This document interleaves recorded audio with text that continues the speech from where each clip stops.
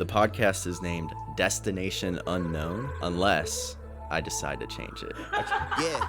Hence the Destination Unknown.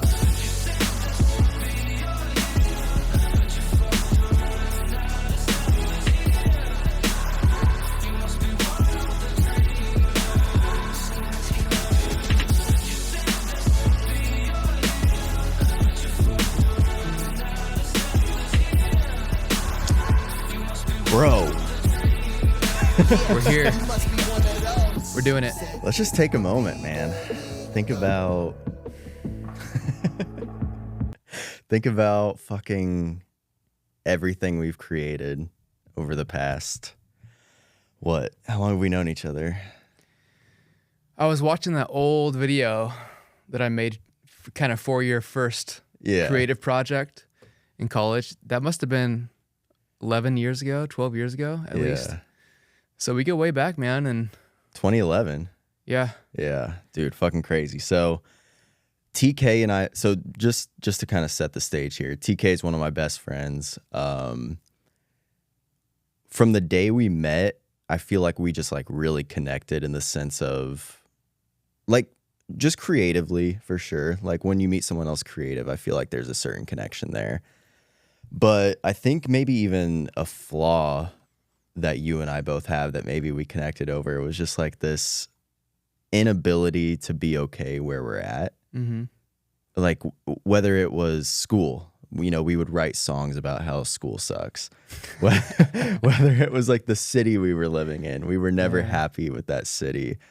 The job, the music, everything had to be next level, which I think is a gift and a curse.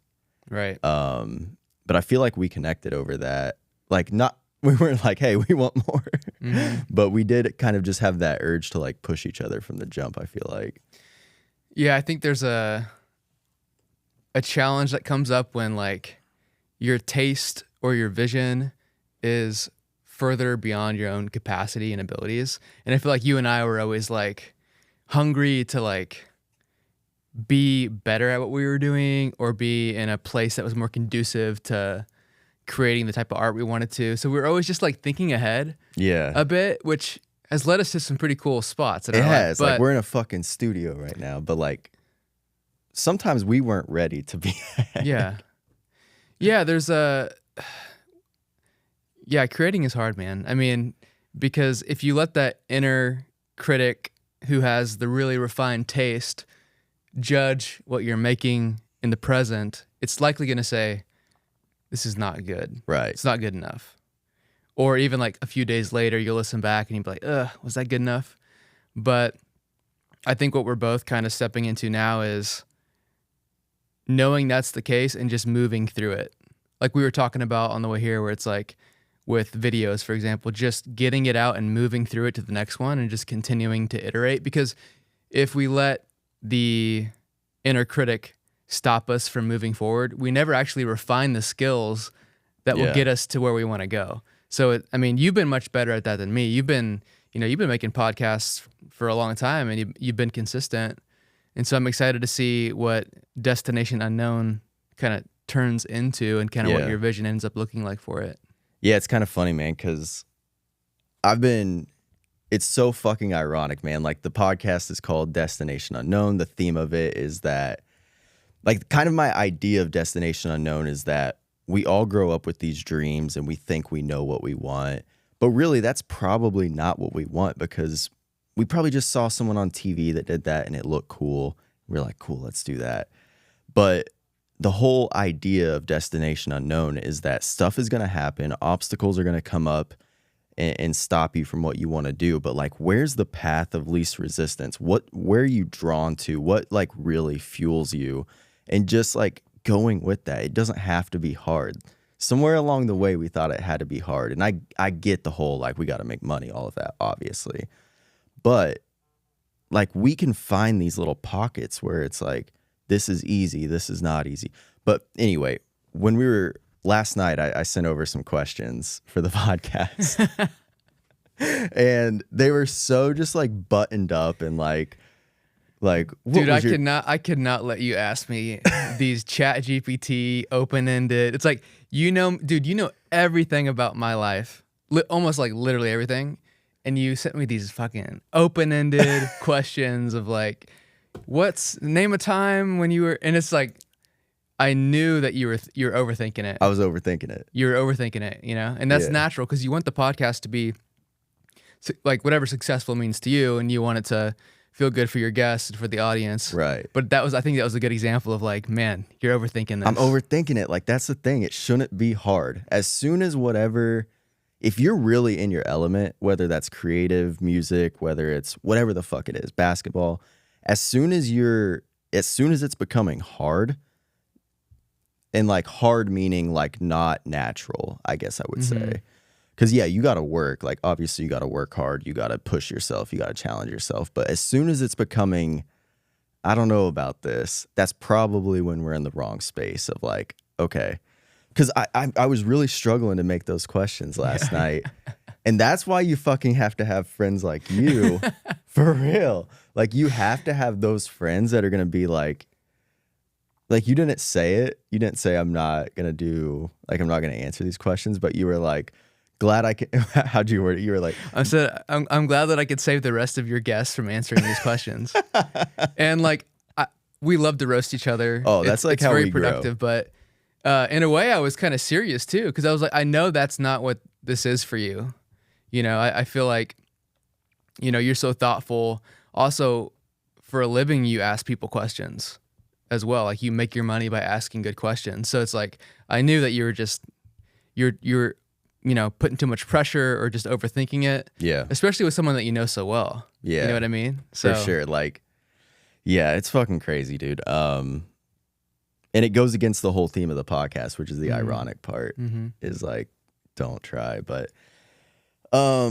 dude, I'm fucking in Austin, bro. Was it a couple months ago you came for a work trip and yeah, you weren't seriously, I mean, Austin's always been on your radar as a place where you might end up. Right. You've always kind of enjoyed it. You've come to visit, and you've made effort to come experience the city. So you knew it aligned with you. But even a couple months ago you visited, and it's not like you were saying I'm ready to move. Right. But it all happened so fast. You know what I mean? Like, you were prepared for it emotionally, I think, and you're preparing financially and physically to like move. And then when the right opportunity struck, you were like, it's go time. And you didn't doubt it. Like, you of course processed it, you thought it through, but you just kind of knew it was time to go. At least that's what it seemed like from the outside. Yeah, man. Well, it's kind of been on my radar for about 3 years now, and I've kind of been snowbirding it in the winters. So Austin feels familiar to me, and I know the energy that I get when I'm here. I'll say this, man. Like, I think I've told you this, but if we like rewind to 2019, so like rewind to 2019, I'm in Dallas, Texas. I'm working at a bar. I'm drinking every single day, if not every mid-morning. Panic attacks every other day. So fucking anxious, I can't wait in line at the coffee shop. I used to get panic attacks in line at the coffee shop and bail. Like, that's how anxious I was. That's how low confidence I was. Life was really hard, dude. Like, when you fucking can't go get a coffee, like, life's not going great. And I don't think that this was like conscious, but moving back to Kansas City provided everything that I needed. It provided me community. It provided me stability. I was near family. Life slowed down a little bit. It just really like gave me this calm to get out of the storm, so to say. And there's like a gift and a curse with that for somebody like me. And this is nothing against Kansas City, because I want to go back to Kansas City, ideally, once I have like a wife and kids. But someone like me, I think that I get my energy off of being around like this intense like vibe of creativity, people that are creating, having spaces like this, like, dude, like, I feel good right now. This feels really good.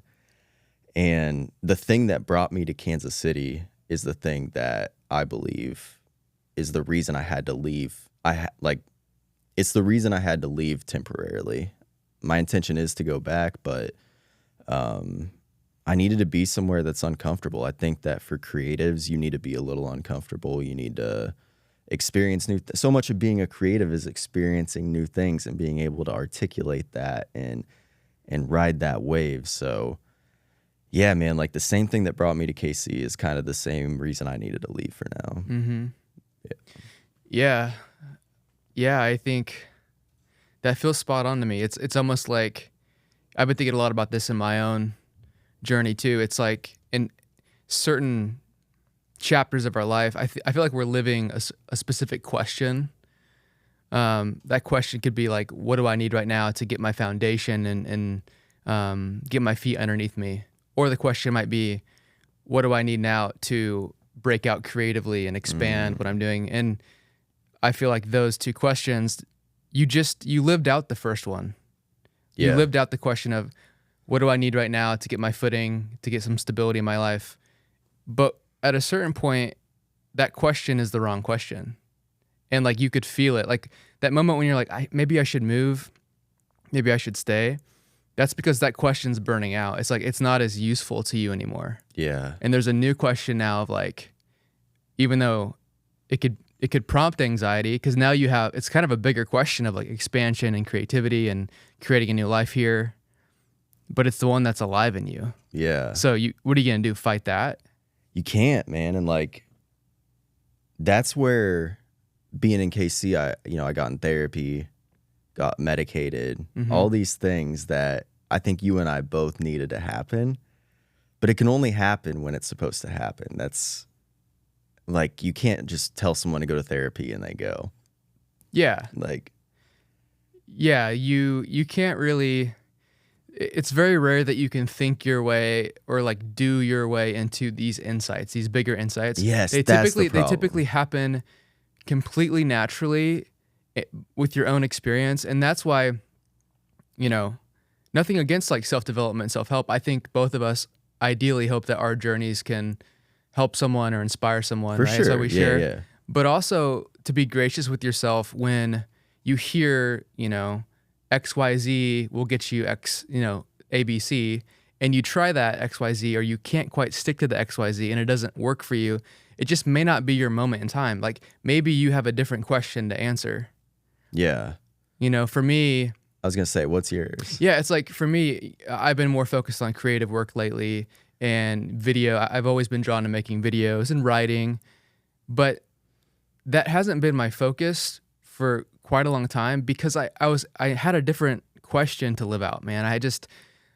My questions were around like, can I meet life's demands? Can I like prove to myself my own self-efficacy? Can I build some wealth? Can I solve a lot of these materialistic problems?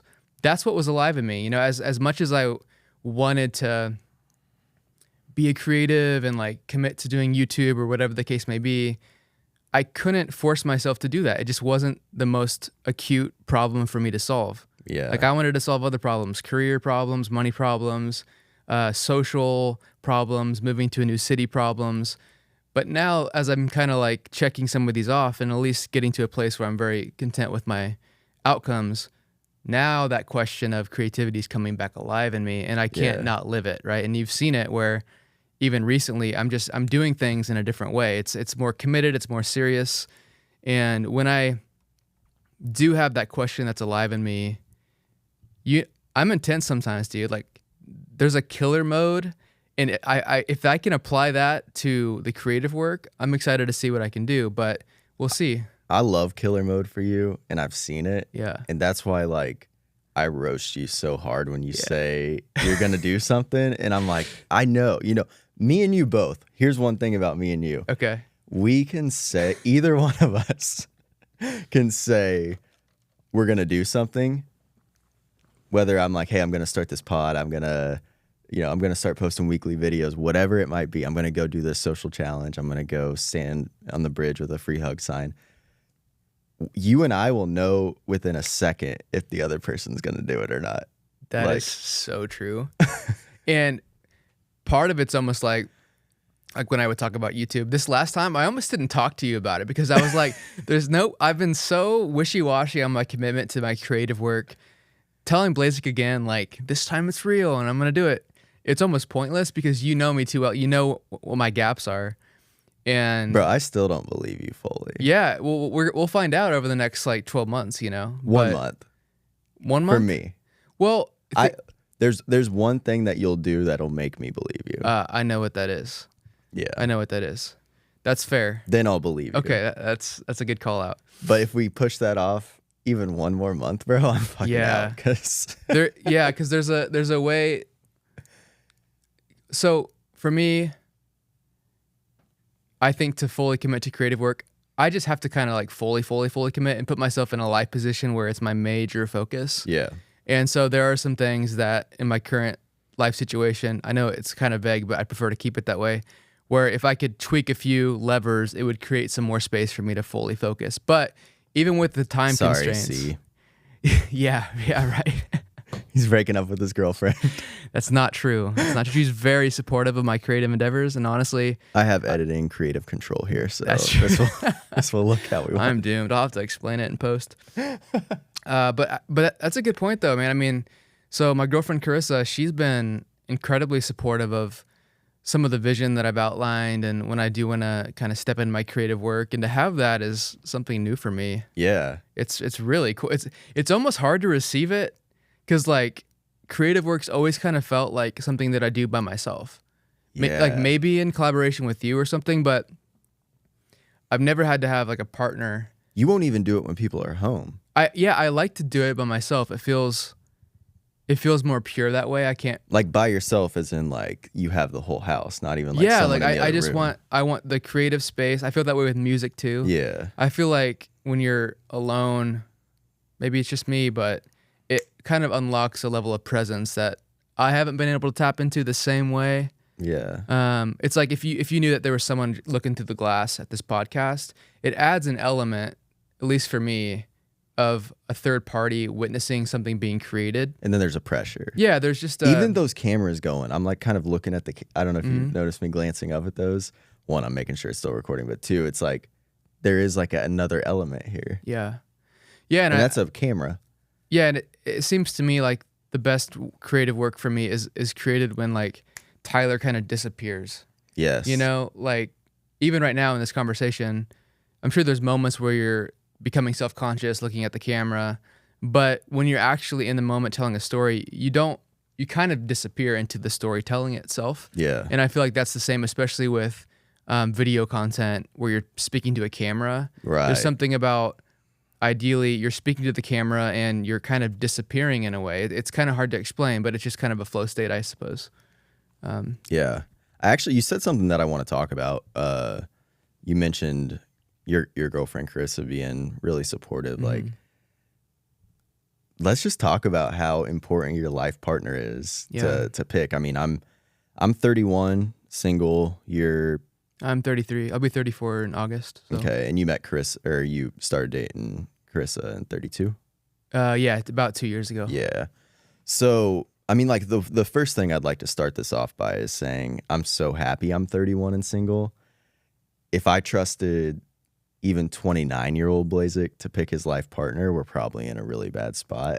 Yeah. That's a big life decision for a guy that doesn't fully have his shit together. And like personally, I don't feel social pressures to get married or whatever at a young age. Like I really don't feel that way.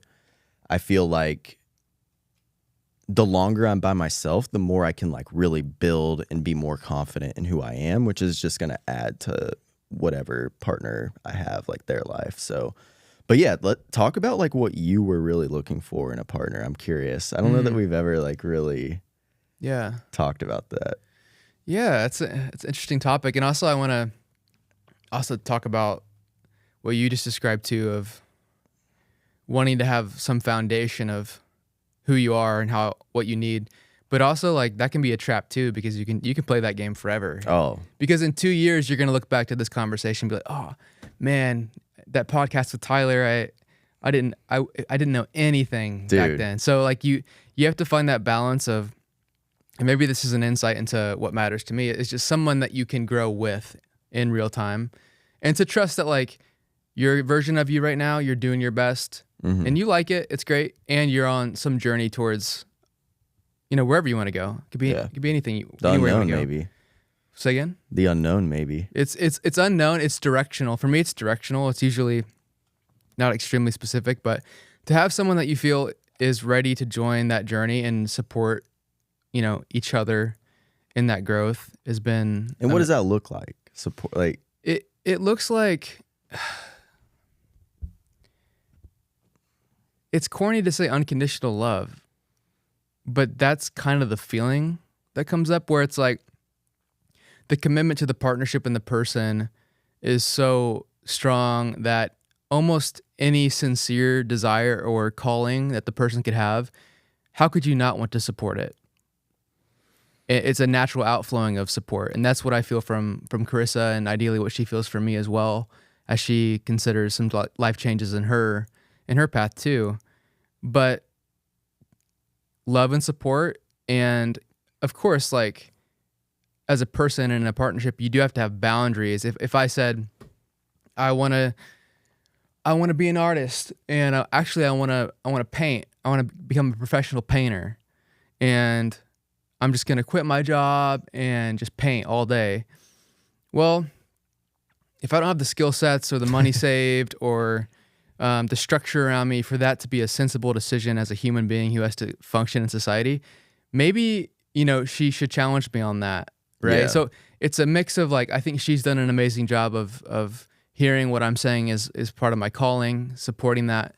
And what I feel is my responsibility is to put some structure around that to help provide clarity around what it looks like and where I'm going and why. So she's not following blind. Like. Right. So there's a sense of trust across both sides of it. Well, that's been huge, man, because, making art by yourself, it's nice. Making art with a partner supporting you is vulnerable, but powerful. Like I feel more vulnerable than ever. Surely. To know when Carissa, for example, watches one of my videos or was to listen to this, it makes me feel vulnerable, but I know that the love is so strong and unconditional that she'll be there with it. And even if something were to come up between us because of something that was said or created, we could work with that too. Yeah. So it's just like a double layer of vulnerability, where it's already vulnerable enough to create something, but to have a partner be there to witness it and witness the growth. And going back to us having a taste that's beyond our capacity. It's like the stuff that I'm making now, I'm not that proud of it because I don't think it's good enough yet. We expect so much from ourselves. It's like it's just not very good. I feel like that's another reason we connect. Yeah. You just articulated it well. Like it'll never be good enough for us. Yeah, like when I make a video right now, I literally feel in my body like I'm 100 videos away from being good at this. Yeah. And so to have your partner support you and witness a piece of art that is 100 iterations away from even being good, that is vulnerable. And like only you think that. And for my shit, only I think that. And I swear like we're not saying this to be corny, because I feel like this would be a popular like attention seeking thing. Like, oh, it's never good. And I work hard. Oh, it's never going to be good enough. But we believe that in our core. Yeah. Like it's why we've gotten, because we can both admit we've gotten really good at creating. Yeah. Like on a scale. Now, where we expect ourselves to be, we're not there. But like if you and I were to look at a scale, we'd be like, yeah, I'm pretty good at creating. We wouldn't say that we're bad at creating. Mm-hmm. So I think we have the confidence to be, and like the awareness to be like, yeah, we're good. It's just we fucking want that next level, Yeah. You said something interesting to me and our listeners. You said it to me and our listeners. Yeah. I don't know why I worded it that way. You said something interesting to me. Just now, live on the podcast. Just now, live on the podcast. It's Blazik. So you mentioned feeling vulnerable to Carissa, and I feel like as the man, our natural instincts are not to be vulnerable or to be vulnerable in a protected way. Does that make sense? Because I would say this, I think you and I have both been a little too vulnerable about our feelings and what we're going through and all of that. I think there's a way to be vulnerable, but still have control over the situation. And I think that's where both of you and I are kind of entering this stage of like, we can be vulnerable, but we're also going to have the solution right after. And I think like that's a really important part of my story because I don't think I always used to have that. I was more just like, I'm posting fucking podcast clips of me like, I'm really sad. Like, Yeah. I don't have a lot going on. Like, I was just like really depressed and like sad, or more anxious than depressed. I was very anxious, but I didn't have the solution. So I was kind of just like complaining. And I know that resonated with some people. Like, people still connected with some of those videos. But I was really just more complaining. I wasn't being vulnerable with like a next step. And I think like that can be hard in relationships because you do get comfortable. Yeah. Do you feel like when you made those videos of you, as you framed it, complaining, do you feel like you know the truth? You can say. But do you feel like that was a mistake? Do I feel like it was a mistake? I feel like looking back, it's embarrassing. Yeah. And those videos are deleted. But mistake's hard to say because it was practice for today. Yeah, because sorry to interrupt, but it's like I understand what you mean. And also it's a part of your journey to get to where you are now. It's like at the time, was it ideal? Probably not, but it may be interesting for you or other people looking back at it to see where you were at. But I don't know. It's an interesting question. The vulnerability without the solution, so to speak. And maybe vulnerability should be embarrassing when you look back because that means you made the progress to where you're like, damn, kind of like I feel bad for that guy. Or, I mean, how do you feel when you post in a lot of TK's recent videos he's been making? He's been posting clips of him from, I don't know, 3 years ago when he was depressed. And somehow you had like this intuition when you were depressed to film yourself and be like, I'm sad. I'm so sad. I'm sad. Yeah. See, that's what's interesting. Like when I think about the vulnerability of my partner seeing my art. Well, in some of these videos, I'm posting literal footage of me super depressed and kind of not wanting to live that bad. I mean, I got through it, obviously. Yeah. But, it's not something that I'm like excited for my partner to see. Yeah. But it tells a story and something about using that footage to me is kind of powerful. And it's hard to watch, but it's the reality of it. And like you said, in that particular video, I think you're talking about the one, I have it titled How to Make the Biggest Comeback of Your Life. Right. Yeah. And it's like, I somehow knew that was not a joke. When I said that moment in the car was my rock bottom, Yeah. it literally was. Like that, from that day on, I got nothing but better. But there was an internal, deeper intelligence that said, dude, it can't get worse than this. This is the bottom. Take out your camera and just capture it just in case you need it or just in case you want to look back at it. Yeah. And, I'm glad that I did, and it helps me piece together my story and ideally help others who are in a similar situation or want some ideas or just want to hear what worked for me. Yeah. I definitely don't think that making a 20-minute video about how I kind of got through my depression and kind of transformed my life, I don't think that's going to be some blueprint for everybody by any means. That's not why I made it. But ideally, it can provide some type of insight for somebody that they can apply to their life, Yeah, man. Dude, I want to give you your flowers because like you and I roast each other I mean, don't get it wrong. TK and I's relationship is not just pure roast, but it's like what, 50% roast? We're pretty brutal to each other. I think, we could even tone it down maybe, but maybe when we make it, whatever make it means. Like we just push each other by roasting each other, That's how we. What I like about roasting, it helps me think clearly. Yeah. And does it have a negative tone to it? Sometimes yes, but like there's something about you sending me questions that don't feel right and me saying, dude, these are garbage questions. Yeah. And that's not me like trying to be mean. It's just like there's an intuition that this isn't right. Let's just talk about it. And so like being able to do that has its positive effects. I don't know what the negative effects are. I'm sure there are some. Yeah, I mean, like it can hurt our feelings, but that's how the thing is, we know that if the roast actually hurts our feelings, it's true. Because if I called you a big fat blue elephant, you wouldn't give a fuck. But if I said something that hurt your feelings, you would know that it's true. Mm-hmm. So that's why the roasting is so fun, because when it hits, it fucking hits. Yeah. And I don't know.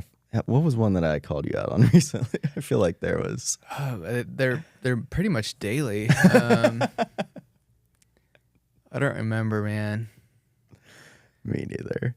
But it's fun. I mean, basically, most of the time it's just me treating you kind of like I would treat myself. Yeah. You know what I mean? Like you're just kind of thinking critically about your own approach to life and then kind of like articulating it. It's so funny, man. But anyway, I wanted to give you your flowers because like we're obviously like best friends and we have a lot of fun and all, but I'm a fan of you not before, but I'm a fan of you just as much as I'm like a friend to you. I sub to your videos. I like watch them immediately. Like I share them with my friends. My friends all like get into it. Like you really have helped me a lot in life, whether that's moving, whether that's with relationships. Like I really do feel like you have a lot to offer the world. Like I truly, truly do feel that. And that's like one reason I'm so maybe like hopeful is the word, like hopeful that you pursue YouTube with the effort that I think it deserves, because I think you can crush on there, but like more importantly, I think you can like change lives, dude, because I've seen you change my life. And a lot of that was just like you never gave me advice really. You just ask me questions and guide me in the right way, or you put me in positions that I'm uncomfortable in. But dude, like I can sit here today and confidently say like life has never been better than this moment right now. And I think you're like a big part of that. So wanted to give you your flowers there. Thank you, man. And share that, like, even with my friend Kate, like I sent her the video when she needed it and she was like, this like really resonated. Like, people need to hear what you have to say. I truly believe that. Thanks, man. I'm going to take that in. That means a lot. Thank you. Yeah. And back at you, man. I mean, seeing your journey and your transformation over the past, 3-4 years, whatever the case may be, and your decision to continue to push and move to Austin and pursue this podcast and create, like you inspire me to create, because you've never really stopped. You've always kind of found different lanes to express yourself and create, whether it's music, podcasts. You find a way to speak your voice, and that voice sounds and looks different sometimes depending on where you're at in your chapter. And I think that's great, but you've consistently expressed publicly. I know you've taken breaks when you felt like, hey, it's not for me, but whether it's around musically, just expressing what's going on for you, podcast, reflecting on life, you've had a huge impact on the sobriety piece too, like sharing your journey there. And I know you've impacted a ton of lives doing that. So back at you, man. I mean, this feels like the beginning, dude, for both of us in a way. That's why like today's conversation, I spilled coffee on my shirt, by the way. I'm sorry. I can't really see it from here. Okay. We're going to have to get that out before we shoot later, but I appreciate that. Yeah, man, it's easy to get like wrapped up in our work. Like that's another flaw we have is with it never being good enough. It's like if you pull 300 video or 300 views on a video, that's an auditorium, man. Yeah. Would you feel blessed if you got to go sell out a 300 person auditorium and give an hour lecture? Like, I mean, Yeah. I think we get so wrapped up in this numbers game where we're polling numbers, dude. If 500 people listen to this podcast, that's 500 fucking people. But we live in this world today where 500 people ain't shit. Mm-hmm. It's crazy. Yeah. Like we expect 10,000, 20,000. I've had a video that had 10 million plus views and didn't feel any different than 1,000 views. Yeah. Other than the fact that I got fucking lit up in the comments. You got roasted. That's virality can definitely attract people who aren't your audience. Yeah. But no, I feel that. And since I've transitioned to a more committed approach, I have noticed my mindset shift a bit on this. Like, I think I said it to you yesterday where I sent you my subscriber count.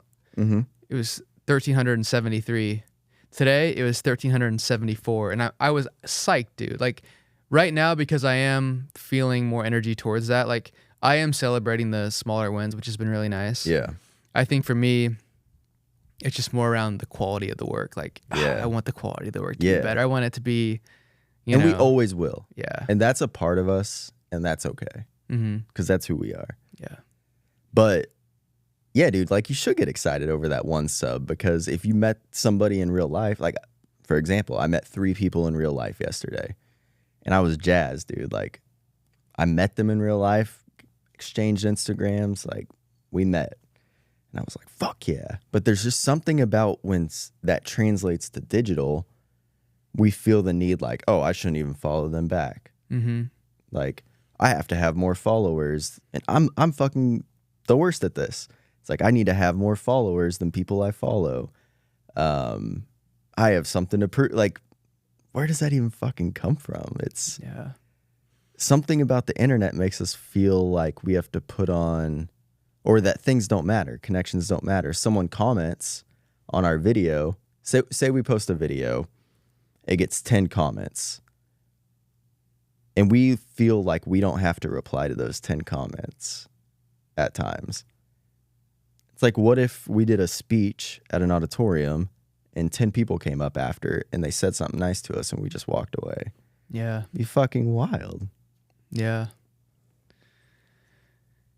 It's going to be a fun journey, my friend. It is, dude. One thing I wanted to talk about, because you said if we watched like a video from 2 years ago, we would be like, oh, I didn't know anything. Like, I think that's such an interesting concept. There's been multiple times in my life where I think I've got life figured out. I just like, oh yeah. When I was 18, I thought I had life figured out. I was like, you just fucking don't ever be sad and you'll be happy. Like, that was my fucking answer. It's good. You should write a book called Just Don't Ever Be Sad. Like, the 5 steps to being happy. Life was really, it was pretty fucking easy to be happy when I was playing basketball in high school, and that was my biggest commitment. Like, just don't be sad. But there's just been these stages of my life where I think I have shit figured out. And I'm in a stage right now where I have shit figured out. Or I think I have shit figured out. And the thing that I think I have figured out is that I don't have anything figured out. And I don't think I ever will. Mm-hmm. I think I think things change. Like, world, life, relationships. And I think you just like have to be okay with not knowing. And know that your ethics and morals and values and instincts are enough. You feel solid enough in those that whatever situation you're presented, you'll act the right way. You'll act in alignment with your values. Yeah. But how could you ever figure anything? Like, what are your thoughts on that? Yeah, I mean, it does seem like it's a moment to moment. What are my values and what is my intuition speaking to me in a way? Yeah. And being comfortable with that change. Like right now, my life's transitioning in a few ways. Well, one is I'm allocating more effort towards creative work, but also I've had some insights around, hey, I want to downgrade my lifestyle a bit. Yeah. I've chased money for a while, and it's been a very rewarding journey. It's taught me a lot of valuable skills. It's taught me a lot of truths about money that I feel like I had to learn by getting some of it. Yeah. I couldn't think my way into it like we talked about earlier. But as I kind of reached that milestone and have the insights, now my values are starting to shift. I'm kind of like, you know what? I did a lot of this stuff. It was a cool experience, but now that I did it, I'm shifting my values. So for example, Chris and I, we're going to move out of our downtown apartment and move somewhere that's a bit more affordable. Yeah. Do we need to? Not really. Could we just keep the train going? And could we grow it? Could we just hop on the hedonic treadmill and just get more stuff or go into debt? We could. We could do that. There's nothing wrong with that inherently. Yeah. But something is stuck in me where I'm like, no, it's time to make a change. And she feels the same way. And so I couldn't have I don't think that 2 years ago I could have thought, you know what, Tyler, in 2 years, you're going to want to downgrade your lifestyle. So why don't you just stay where you're at or go somewhere cheap now? I don't think that it's possible to skip to that insight. Any insight. I don't think it's possible where I'm like, dude, in 2 years, you're going to be kind of burnt out. You're going to be tired of the expensive rent. Just go to a neighborhood far out of downtown. No, I actually had to get what I wanted, live downtown, live kind of this nice lifestyle. It's expensive. And then realize, okay, cool, we did that. Now we can move on to a new journey. But that's why I had to come here. It's in the moment insight. You don't, yeah. And you got to, and again, that's where you have to trust yourself. I know you roast me for this, but yeah, cold plunge. Yeah. I know it's fucking silly. It's silly, but what? But I can trust myself.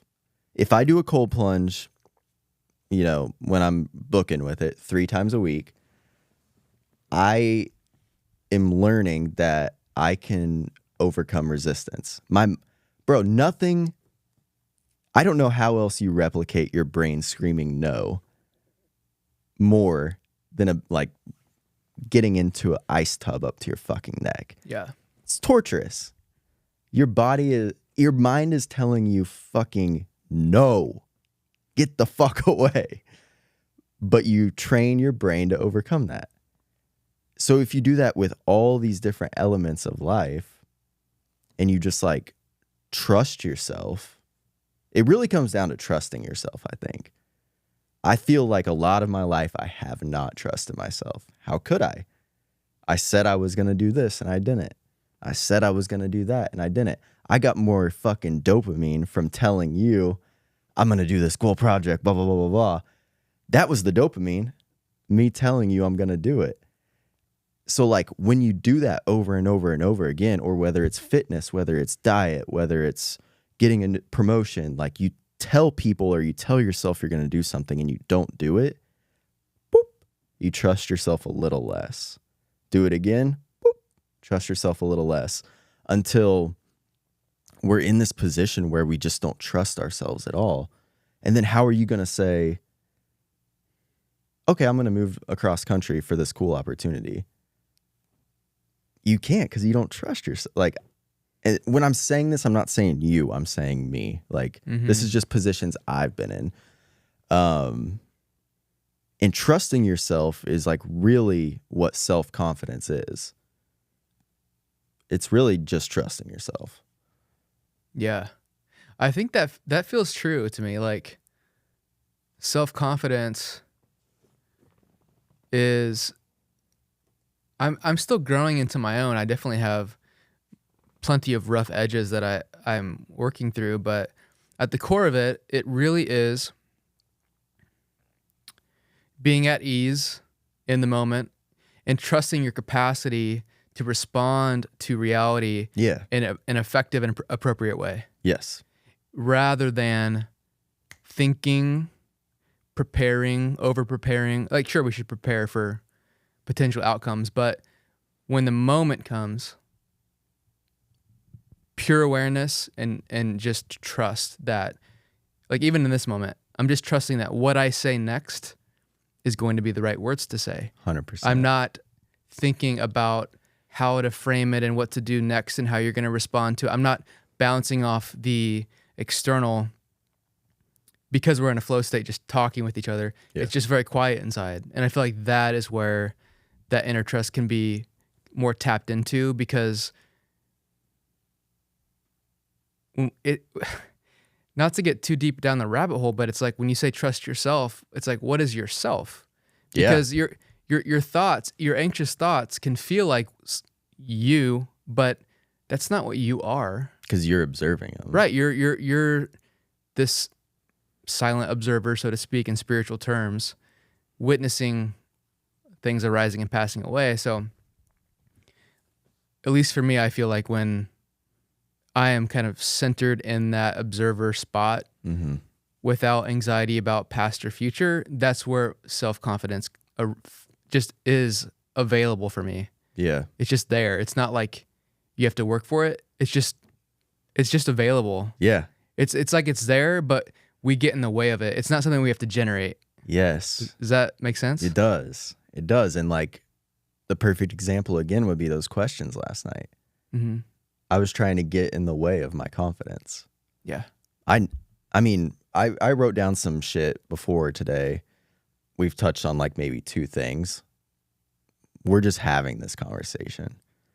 And this is what's hard about being a podcast host, not to get like too in the weeds about it, but you want to provide a good experience for the listener.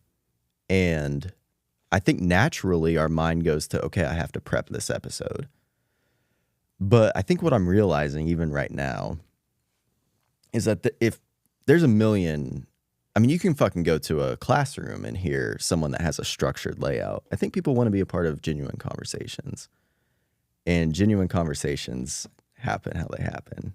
I don't even know if you can plan them at all. Mm-hmm. We just got to talk. Yeah. I can maybe prompt you with one question, but then this wave is going to take itself and we ride it. But I texted you a couple weeks ago and I told you that I was going to get this podcast space. So fucking look at this, dude. Like, we're here. You did it. We're fucking here. This is crazy to me. Like, seeing it, being here, it's kind of surreal. Like, this doesn't feel real. It's cool.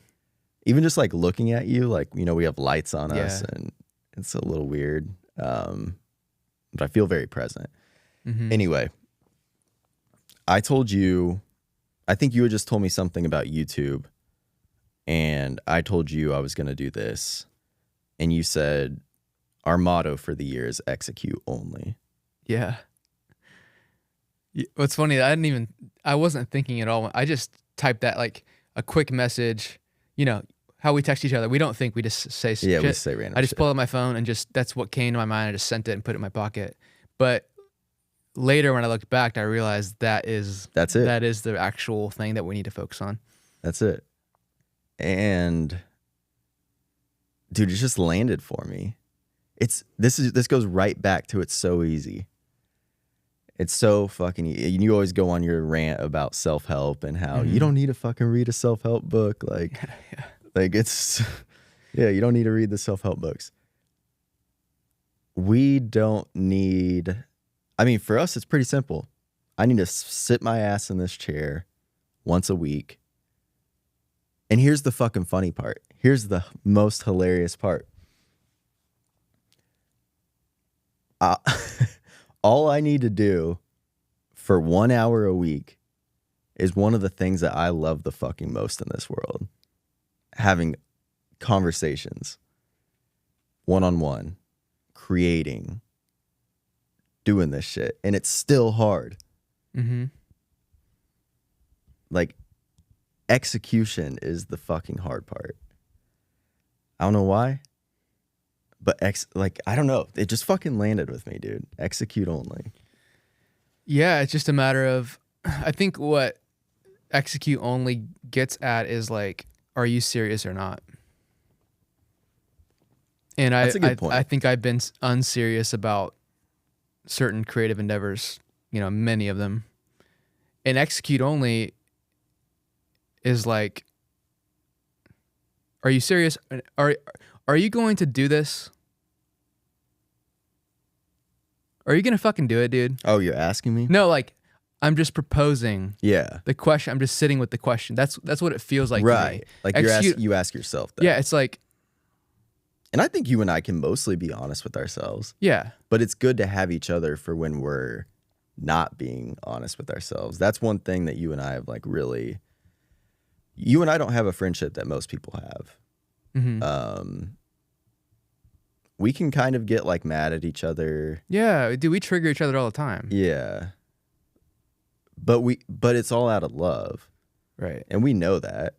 Yeah, and sure, sometimes I'm sure, like sometimes if I get triggered, do I know there's some like darkness in me or something that I need to work through? Sometimes. But I'm okay with that because our friendship can withstand that. Yeah. Like even if we're sincerely frustrated by something that one of us says. Yeah.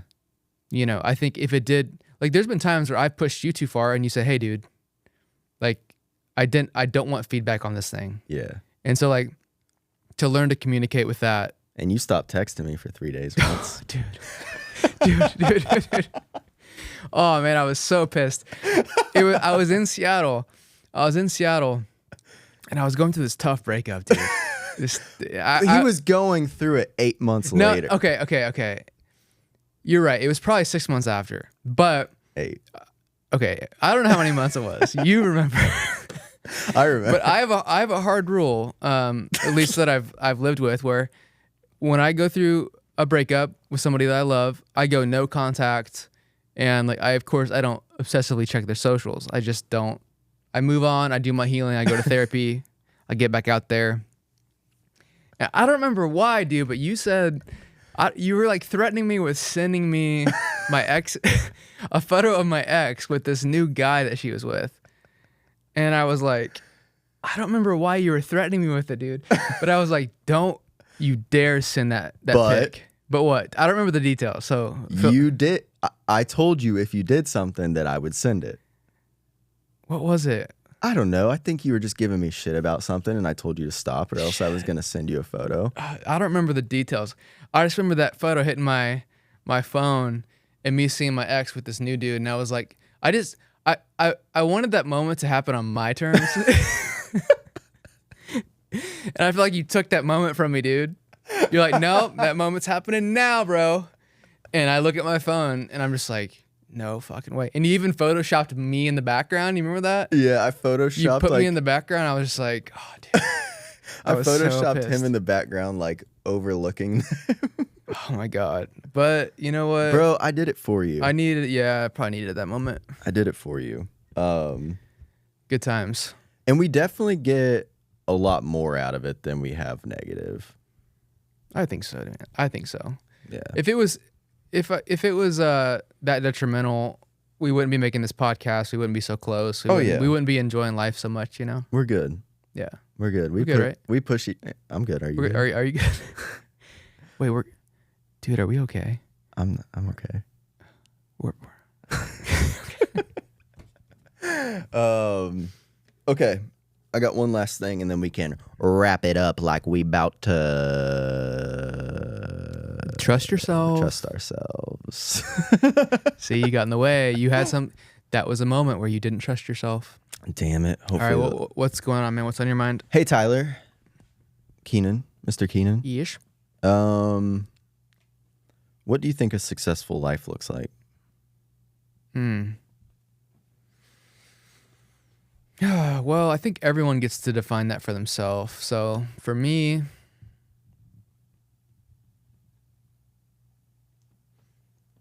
Successful life. It's vague enough, but it's my answer. Vague? Did you say vague? Vague. It's vague enough. My answer is going to be vague enough, but I'll try to dial it in a little bit. But it comes down to freedom.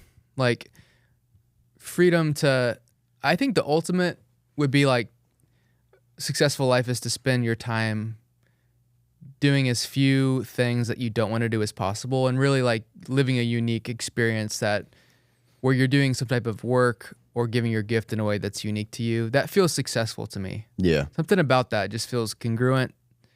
I'm not there yet, but when I think about ultimate success in my own mind, I'm spending my time doing exactly what I want to do.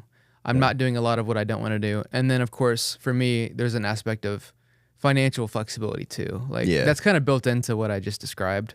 Yeah.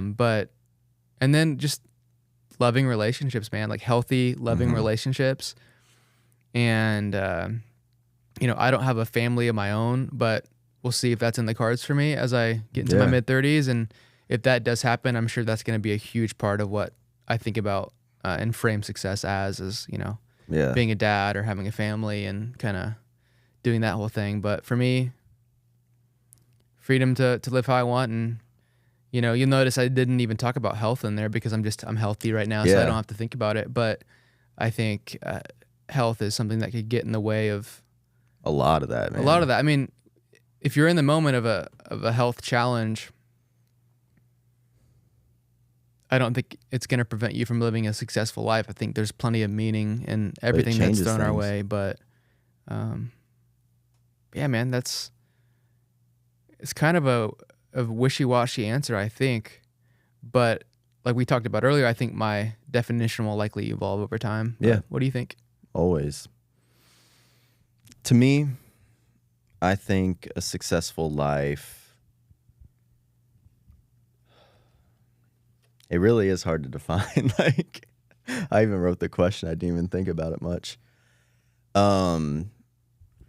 I think for me, like, I want to help others and I want to feel good doing it. I think that defines a successful life for me. And I truly believe that financially, I think the finances will take care of itself if I can really hone in on that. Yeah. And I know I'm not an idiot, so I know in the meantime I can make a decent living. Because like, just because you want to pursue a dream doesn't mean you have to work a bad job. Like, I feel like there's this narrative out there that's like, if you're gonna chase your dream, you gotta like do this shitty job. I don't think that's true at all. I think you can find a day job that you kind of enjoy. Like my new job that I'm starting. Yeah. I think I'm really gonna enjoy it, man. Mm-hmm. I really, really do. And I have the opportunity to make some really good money doing it. But I think I'm going to have energy once a week, twice a week to podcast and to really grow this thing. And I think I'm just learning to not only trust myself, but to trust the universe, trust God, trust whatever that might be. I think a lot of blessings in my life have come to me when I'm doing the right thing, the natural thing. Mm-hmm. And I think I need to just follow that. I'll say this, man. I think I'm here to be special. I think you're here to be special. I think everybody watching this is here to be special. To me, it feels wrong for anyone to live a life where they don't feel that they have something special to offer the world. It can maybe sound a little bit cocky or arrogant, but like, dude, even just my fucking name, like, I know that sounds wild. Your name is literally unbelievable. Like, I know I might be oversimplifying this, but like, I don't know. I don't know how to explain it. I just feel, I'm not saying I'm going to be famous or I'm going to be a star or any of that. I'm just saying I feel like I can do this for a living. And I've never felt that before. something clicked. So that feeling is new and it's here. It's new. It's why I'm paying a lot of money to have this studio. But as soon as I fucking believe that, things started working out. So yesterday I was here touring the studio, and I walk out and I see Strong Coffee over there. If you don't know Strong Coffee, they're a big coffee company. They partner with like the musician Mike. They got a new coffee dropping next week. But like a lot of like I knew Strong Coffee before Austin. Big brand. Mind you, I've been in Austin one day. I walk out, I see Strong Coffee. I'm getting in my car and I'm like, you know what? Fuck it. I need to get out of my comfort zone. I just want to go try the coffee because I've heard of it. Walk over there, start talking with the people, find out the guy that I'm talking to is the owner of Strong Coffee. He's the founder. And we chop it up a little bit. I pitch him being on the podcast. He's like, yeah. I'm like, okay, that's probably not going to happen. I go home, follow him on Instagram. We're booked for next Sunday. That may not seem like a lot, but well, maybe it does because that's a big guest for the second episode. Mm-hmm. But it's what you always talk about is I was open to that moment happening. Like I almost got in my car, but something told me, go over there, get a coffee, talk to some people, be open. And I think I feel open more than ever, right? I think I feel open more than ever right now. Mm. And I think that's why I'm so fucking confident that something, and I'm totally okay to do this every week for a year without getting more than a couple hundred downloads. I'm prepped for that. It's not about that to me. I don't know I'll say this. Only good things can happen from me doing this podcast. Meeting new people, learning discipline, committing to something, sharing people's stories, keeping myself sober. Only good. I can't think of one negative thing that can happen from me becoming dedicated to this podcast. I love it, man. I think the openness comes from that self-trust, that self-confidence that we talked about. And what I love that you said that really resonated, I could feel it like a tuning fork, like vibrating when you said it, is when you said, I could make 100 episodes. I think you said 100 episodes and not have more than a few hundred subscribers. I can feel that now towards my creative work in a way that is so killer mode of like, I'm willing to burn this to the ground, dude. Yeah. For no benefit. Yeah. I'm willing to throw it away. Like, when I say throw it away, like some of the things that I built, whether it's, investing money into the podcast, investing time into the podcast, and even if it stays flat, just knowing like, I don't care because it's a calling. Yeah. It's deeper than that. Yeah. It's deeper than the numbers. Yeah. The numbers, it's almost like the number. It's fake. Yeah, it's I think we're both falling into this mode of recommitment to the art in a way that is. That's where we started. Yes. You started in the basement with the Xbox headset. I started on my karaoke machine being 9 years old, recording like I was on a radio show. Like the shit we did as kids instinctually, like that's where we got to get back to. Mm-hmm. And then put it up. Yeah. Because that's right there. Like we got to get back to the inner kid. They fucking know. Yeah. They fucking know. Fuck, dude. We're doing it. We're doing it.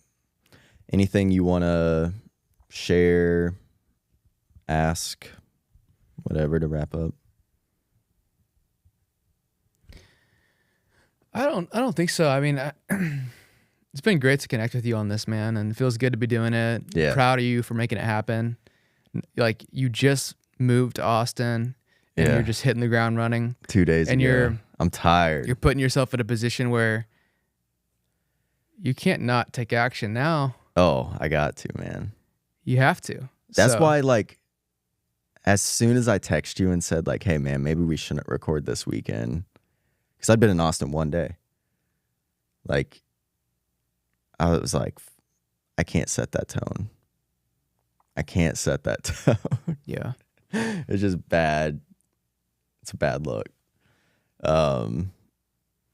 But yeah, man, we're fucking rolling, dude. I'm excited for the next year. Yeah, I think if there's anything that like I want to just restate or have the audience consider if they've made it this far into it is like going back to like what question are we living out? Yeah. Like what's the question we're living? I think in our 20s, late 20s, early 30s, we kind of live questions around like what is the world asking of me? How can I muster up the resources to meet its demands? Yeah. And those are good questions to address. In fact, you kind of have to you know, To get make it in society. But I think the question that we're addressing now is like, what is wanting expression through me? What is my soul calling me to do? Yeah. And that is a very different question that requires a very different set of behaviors and lifestyles. So I think considering that, like, what questions are most alive in me today? How are they changing? I think that's I don't want to call it an exercise, but just something that I've considered that's had an impact on why I'm feeling the way I'm feeling, why I might be burnt out on one thing and drawn to another thing. So that's what I'd like to just kind of reemphasize, that I think both of us are switching questions that we're living out. Yeah. I'm glad, like, I'm happy that we're entering this stage together. Yeah. Coincidence? Or do you need me? Dude, I can't do this YouTube channel without you. Fine, I'll say it on the pod. Let's go. Yeah. Background, everybody. Yeah, that's it. Whether TK wants to admit this or not, he's had very little online success without me pushing him. If I get to 10,000 subscribers, it's all because Blazik. Yeah, that's all I wanted to hear. There you go, man. It's all. It's not that it's all me. It's just that I'm the X factor. He's the X factor. What can I say? You got me. You got to say it like you believe it. You're the X factor. I'm not buying it. You. I can't. But we'll have some fun along the way. We will. All right. Thanks, everybody. This was super fun. And yeah, I'll try not to have you on in like 4 weeks because I'm going to try and get real guests. Come on, dude. Not real guests. Come on, bro. I'm about to explode on the internet. I'm trying to expand myself. Yeah, we'll do a monthly. We'll do a bi-monthly. That's every 3 weeks. We'll do a quarterly. Quarterly catch up. Cool. All right, thanks for listening, everybody. Boom, they said this would be your year. Dude, that was fun. Good job, man.